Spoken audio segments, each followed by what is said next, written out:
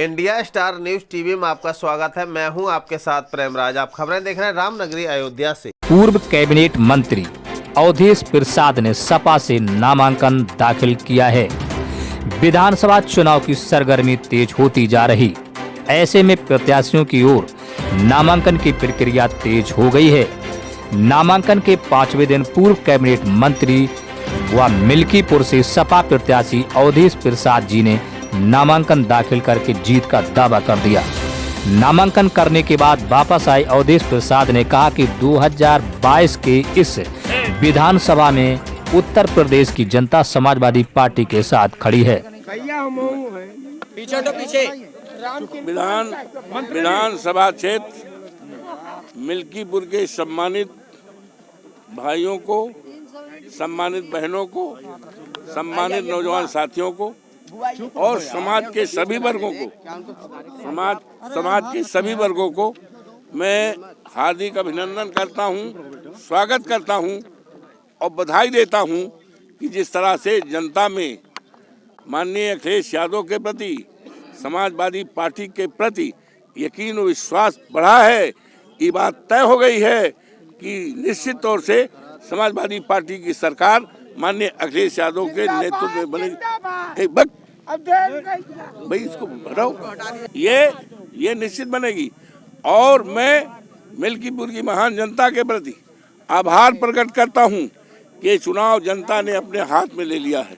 और उपलब्धियां आज अफसोस के साथ कहना पड़ रहा है कि हमारी सरकार थी, माननीय अखिलेश यादव जी के नेतृत्व में सरकार थी। 12 से 17 तक तमाम विकास की योजनाएं, शिक्षा से संबंधित, स्वास्थ्य से संबंधित, सड़कों के संबंधित बनाया था।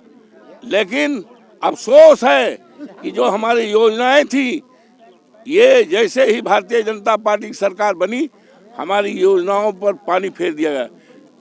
कहने के साथ मैं बताना चाहता हूं कि शिक्षा के क्षेत्र में टक्सरा राजकीय बालिका इंटर कॉलेज टक्सरा शानदार बिल्डिंग बनवाया था। इलाके में बेटियों के पढ़ने के लिए, शिक्षा की कमी को पूरा करने के लिए किया था।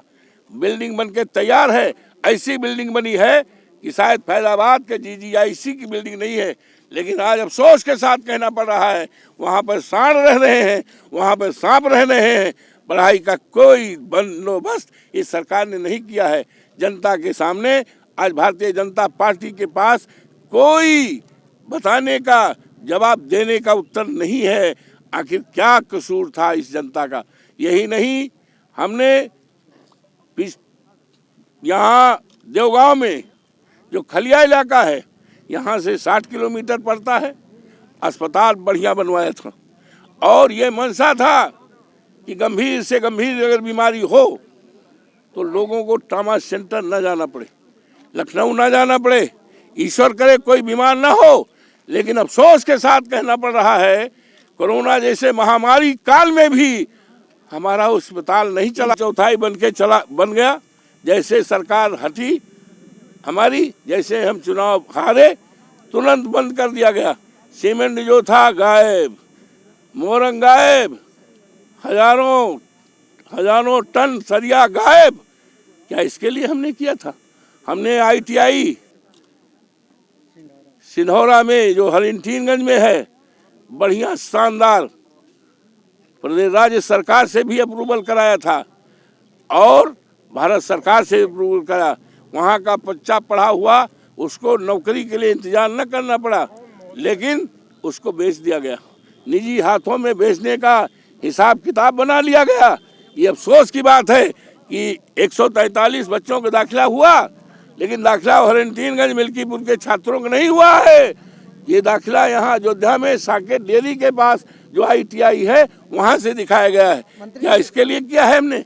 बहुत अन्याय हुआ। आज किसान सबसे परेशान है।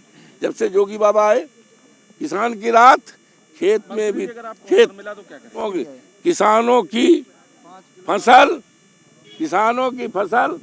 सांडों से बचाने के लिए और महंगाई पर रोक लगाने के लिए, रुके हुए काम को शुरू करने के लिए, छात्रों नौजवानों को रोजगार देने के लिए लगातार 5 साल से हम संघर्ष कर रहे हैं, सत्याग्रह कर रहे हैं, प्रेस के माध्यम से सरकार का ध्यान आकर्षित कर रहे हैं और धरना 50 बार धरना दिया, फैजाबाद में मुख्यालय पे दिया, मिल्कीपुर तहसील में दिया, अमानीगंज ब्लॉक में किया, हंटीगंज में किया।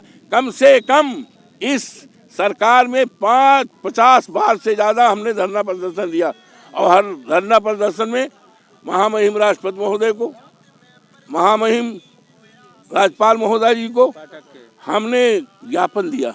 ये सारी बातों के लिए, सरकार का ध्यान आकर्षित करने के लिए, लेकिन सरकार की आंखें बंद रही, कान बंद रहा, सुनवाई नहीं की। मुझे यकीन है अब हम जनता के बीच आ गए हैं, जनता न्याय करेगी और इनका सफाया करेगी और समाजवादी पार्टी की जो जीत मिल्कीपुर विधानसभा में लाखों लाख की जीत होगी, ये जनता की जीत होगी और जो काम रुके पड़े हैं उन कामों को हम पूरा करेंगे। और जो हमारा समाजवादी पार्टी का घोषणा पत्र है, जिसको हमारे राष्ट्रीय अध्यक्ष माननीय अखिलेश यादव ने जारी किया है, उस दस्तावेज को हम पवित्र ग्रंथ मान करके उसका पालन हमारी सरकार करेगी, हम करेंगे। क्षेत्र का विकास होगा, किसानों का सम्मान होगा और आपसदारी बढ़ेगी, भाईचारा बढ़ेगी, गुंडा राज खत्म होगा। न जाने कितने लोगों पर फर्जी मुकदमे दर्ज किए गए हैं, आतंक के साए में क्षेत्र को रखा गया है। जैसे सरकार हमारी बनेगी 24 घंटे के अंदर आतंक खत्म हो जाएगा, लोगों के मन में एक अच्छी सोच आ जाएगी, एकता का, भावना का, भाईचारा का और विकास का रथ बड़ी तेजी के साथ चलेगा। और समाजवादी पार्टी की सरकार इस प्रदेश में माननीय अखिलेश यादव जी के नेतृत्व में बहुत मजबूत सरकार, एक ऐतिहासिक सरकार इस प्रदेश की जनता बनाने जा रही है। इस प्रदेश की महान जनता को, भाइयों को, बहनों को बहुत बहुत बधाई देता हूं। अपने तमाम कार्यकर्ताओं को जो रोग के बावजूद अपना आशीर्वाद दे रहे हैं, हम उनको भी सबको बधाई धन्यवाद देता हूं। अयोध्या से हमारे संवाददाता अनूप कुमार की खास रिपोर्ट।